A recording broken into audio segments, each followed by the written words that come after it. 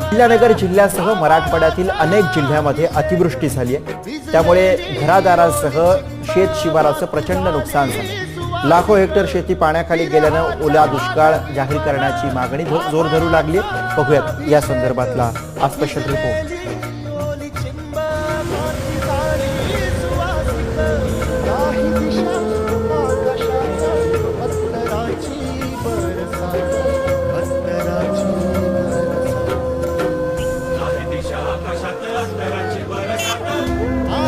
सगळे आमच्या पाण्यात गेले, दागिने पैसे सगळे वाहून गेले। फक्त अंगावर कपडे तेवढे राहिले फक्त आमचे।